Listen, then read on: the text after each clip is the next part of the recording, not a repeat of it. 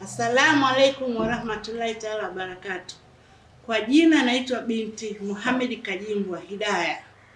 Ni mjumbe katika jumuiya hii ya UMAKITA. Namsaidia mwenyekiti ambaye ndio mwenyekiti wetu katika shughuli za majukumu haya ya Kiislamu, ili tuweze kuendeleza maadili ya kutokana na mmomonyoko ambao sasa hivi unaelekea kuporomoka. Sisi tunapenda kusaidiana na walimu wa madrasa ili waweze kufahamu kwamba sisi tuko pamoja nao na tunaweza kuwasaidia kutokana na mazingira ambayo yanakuta, kwa sababu jamii ya sasa hivi vijana wengi maadili yameporomoka. Sasa sisi ndio tuko hapo kusaidiana na wazazi pamoja na walimu wa madrasa ili jamii yetu iweze kuendelea vizuri na watoto wetu wawe katika mstari ambao ulionyooka.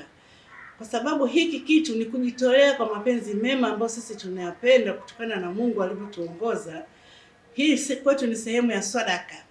Kwa hiyo sadaka hii sio lazima uswali tu au sio lazima uvae tu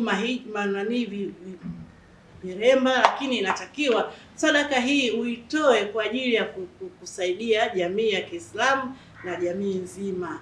Tunaomba Mwenyezi Mungu atuwafikishe tuendeleze ili gurudumu ambalo walilianzisha wenzetu, sisi tunaendelea nalo.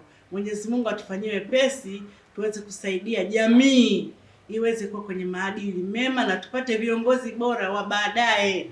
Taifa letu liwe na viongozi bora wa baadaye katika dini na ngazi ya taifa.